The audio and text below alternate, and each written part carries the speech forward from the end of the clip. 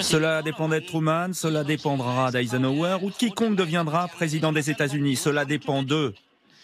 Mais peu importe le temps que ça durera, nous ne capitulerons jamais. La Chine ne capitulera jamais. Ça, c'était au temps de la guerre de Corée. Il y avait un affrontement militaire entre les Américains et les Chinois. Donc, ils tweetent ce genre de vidéo aujourd'hui. Les Chinois, ça veut tout dire.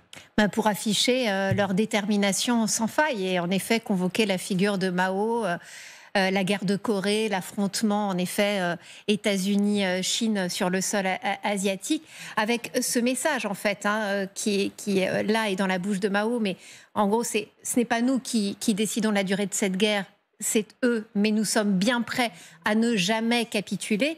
C'est exactement le message que fait passer Xi Jinping aujourd'hui. C'est-à-dire, il n'y aura pas de capitulation. Peu importe les intimidations, peu importe les menaces, la Chine est persuadée qu'elle a des arguments à faire valoir, qu'elle n'est pas dépourvue de moyens de pression, et elle est bien décidée à le jouer jusqu'au bout. Ça veut dire répliquer aux droits de douane dès qu'ils augmentent. La Chine les augmente. Jade va nous donner les détails. Voilà une liste d'entreprises américaines qui ne pourront plus aller se fournir aux États-Unis. La Chine fait vraiment passer le message par la voix donc du porte-parole, de la porte-parole du ministère des Affaires étrangères chinois, qu'elle a des moyens de riposte et qu'elle ne va pas baisser, qu'elle ne va pas baisser les bras. Et puis un peu d'humour aussi dans les messages qui sont postés. Par exemple, il y a une photo qui fait pas mal le tour des réseaux sociaux depuis ce matin, c'est celle-ci. La fameuse casquette de Donald Trump, donc, dont le prix va augmenter avec ses droits de douane.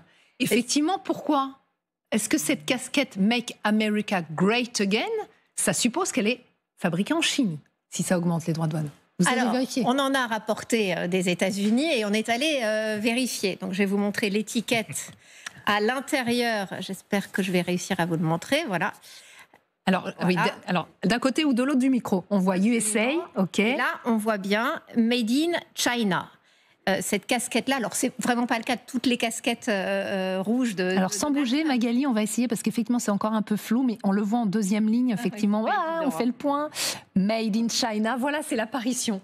Voilà. Mais ce message, en fait, toujours de la porte-parole du ministère des Affaires étrangères, c'est pour mieux défier Donald Trump en disant finalement. Toutes les conséquences de cette guerre tarifaire, c'est juste une hausse des prix pour les Américains. Et Donald Trump, même avec sa casquette MAGA, se retrouve pris à son propre piège. Exactement, c'est un symbole. Et c'est pour ça que je vous parlais tout à l'heure aussi de guerre de communication, parce qu'on voit un ministère chinois des Affaires étrangères qui sait relayer ces messages, notamment sur les réseaux sociaux. Et puis en off, l'un des diplomates que j'ai pu rencontrer ce matin sur le fond, cette fois me disait « Mais vous imaginez vraiment que les usines textiles vont revenir aux États-Unis ? Vous imaginez vraiment que demain ou dans 10 ans, ils seront fabriqués des t-shirts, des casquettes MAGA peut-être ? Où est la main-d'œuvre ? Où sont les ouvriers qualifiés et peu chers que nous avons dans notre pays ?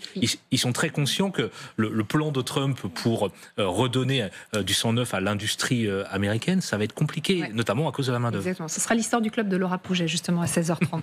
C'est assez intéressant sur la main-d'œuvre aux États-Unis, la main-d'œuvre qualifiée. Vous allez réagir dans un instant, mais vous parlez tous des mesures de rétorsion. Effectivement, la Chine, pour tenir tête à Donald Trump, a quelques atouts dans sa manche. On pourrait même dire qu'elle a quelques cartes assez nucléaires. Jade nous a rejoint.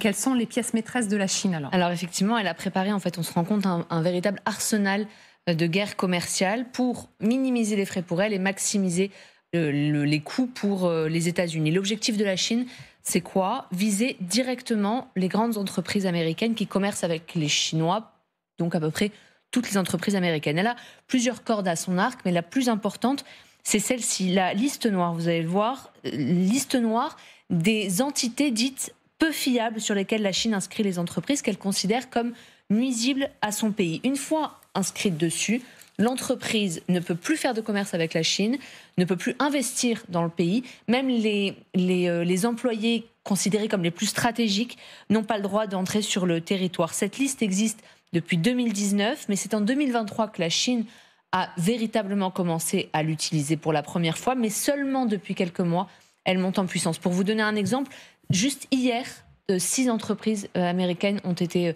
sur la seule journée d'hier, 6 entreprises américaines ont été ajoutées.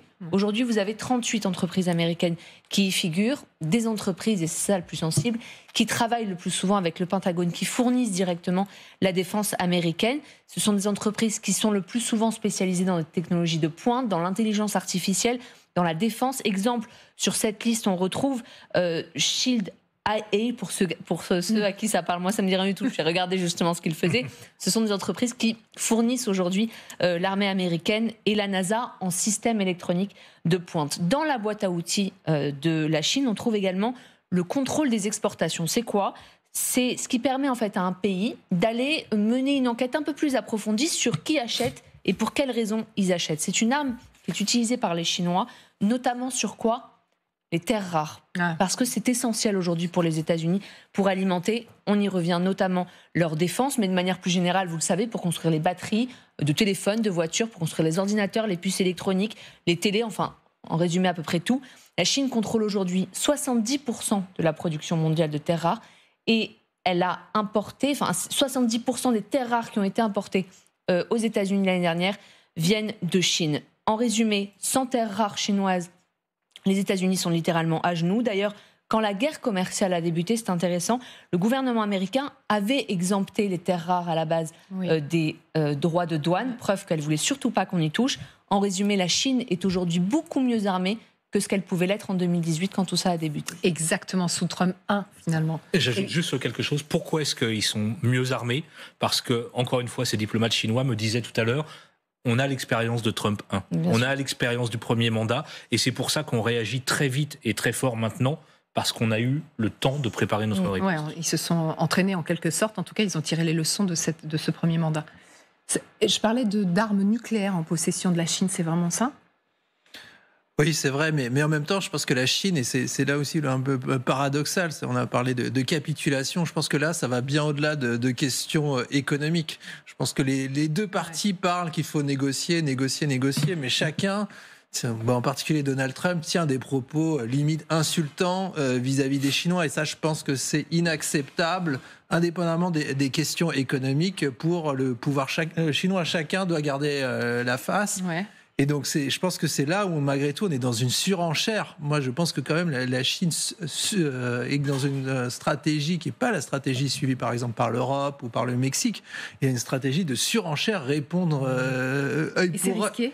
C'est risqué puisque les exportations vers les États-Unis, ça représentait plus de 3% du PIB chinois. Donc malgré tout, s'en passer, hein. Et, c'est vrai qu'il y a une très forte dépendance pour les métaux stratégiques, pour les questions de chimie. Enfin, il y a un certain nombre de secteurs où en effet la Chine tient les États-Unis.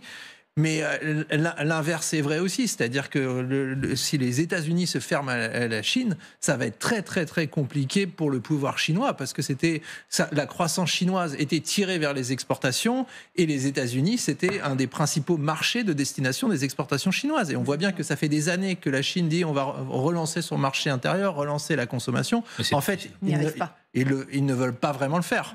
Parce que ça signifierait, par exemple, développer son modèle de protection sociale, augmenter vraiment les salaires. C'est une histoire de volonté. Bien, il y a un moment, c'est une volonté. Ouais, parce que sinon, ils en avaient les capacités. Il y a un moment, c'est une stratégie. C'est là où Donald Trump a un point malgré tout. C'est-à-dire que la responsabilité est partagée. La Chine, comme l'Allemagne, dont on parle un peu moins ces derniers temps, mais a mené une stratégie mercantiliste depuis 20 ans. Et en gros, ils ont besoin des débouchés chez les autres. Et donc, les déficits commerciaux américains, Trump a raison de dire que ça conduit à la désindustrialisation des États-Unis. Les deux sont liés. Et donc, voilà. Donc, aujourd'hui, ces deux puissances dont les économies sont tellement interdépendantes, les deux se tiennent, quoi. Ouais, pour l'instant, les deux se tiennent. Est-ce que Michel Derzhansky, là aussi, Donald Trump a pu être surpris par la capacité de résilience de la Chine ? Est-ce qu'il s'attendait à ce que Xi Jinping réagisse aussi fortement à chaque fois ? Je pense que s'il s'y attendait pas, c'est qu'il connaît mal les Chinois. Voilà, je pense que c'est ça. Parce qu'aujourd'hui, on est sur des calendriers politiques qui sont complètement diamétralement opposés entre la Chine et les États-Unis. La Chine, et Xi Jinping l'a répété à chaque grand congrès du Parti communiste chinois ces 3 dernières années, la volonté de la Chine, c'est d'être la première puissance mondiale en 2049, et rien ne changera cet objectif. Un. Deux, Xi Jinping a modifié la constitution chinoise, ce qui fait que maintenant il est président à vie. Autant de mandats que ce qu'il voudra. Ce qui ne sera pas le cas pour Donald Trump. Il faudrait qu'il obtienne plus des 2/3 au niveau du Congrès américain. Bref, ça serait très compliqué. Donc admettons, même s'il peut le faire une fois encore, est-ce qu'il pourra le faire autant que Xi Jinping? Peu probable. Deuxièmement, Xi Jinping, lui, il a une idéologie aujourd'hui. Son économie est au service de l'armée, qui est au service du Parti communiste chinois pour affirmer cette puissance à terme. Ce qu'a Donald Trump aujourd'hui, c'est vouloir revaloriser l'économie américaine. Vous voyez qu'on est sur des choses qui sont diamétralement opposées. Ça, c'est une chose. La deuxième, c'est que la Chine aujourd'hui, certes, je dirais, a du mal si elle ne peut plus vendre ses produits sur les États-Unis, mais elle trouvera d'autres débouchés. Il y a l'Afrique, il y a l'Asie, elle en trouvera d'autres des débouchés. L'Union européenne. Alors quand on nous dit que nous ferions la même chose que les États-Unis, je ne pense pas. Je ne pense pas qu'on deviendra dépendant volontairement de la Chine, mais aujourd'hui, vous et moi, lorsqu'on peut trouver un t-shirt à 2 € sur le marché, on l'achète. Ouais. Lorsqu'on achète des Nike, lorsque vous achetez des semelles, lorsque vous achetez X produits qui viennent de Chine, vous n'allez pas mettre 10% de plus si vous pouvez avoir le même produit avec 10% de moins. Donc ce ne sont pas les Chinois qui nous imposent, c'est nous-mêmes en tant que consommateurs qui avons ce geste. Et donc là-dessus, c'est très compliqué dans les démocraties de dire aux gens vous allez acheter comme ceci ou comme cela. À la différence qu'en Chine, on peut le faire. Parce qu'on a un régime autoritaire. Et donc sur ce point de vue-là et sur la teneur du marché à l'intérieur, ils peuvent faire ce qu'ils veulent. Et donc je crois qu'aujourd'hui, et enfin, troisième point, c'est que qu'est-ce qui est en train de montrer la Chine aux États-Unis et au monde entier ? Vous pouvez dire ce que vous voulez de la Chine, on est mercantiliste, on vous a envoyé des produits que vous êtes bien content de consommer à bas prix, etc. etc.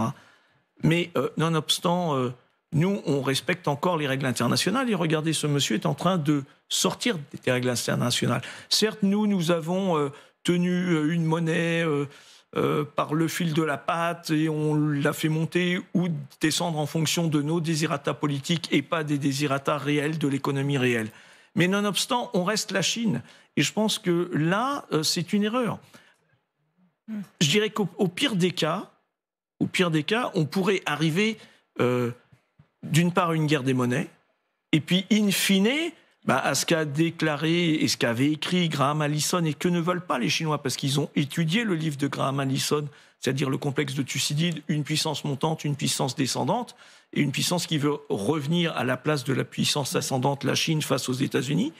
Si, dans un premier temps, les Chinois ont bien étudié ce texte et se sont dit on ne veut pas aller à la confrontation, ils ne veulent pas y aller maintenant, parce qu'ils ne sont pas prêts.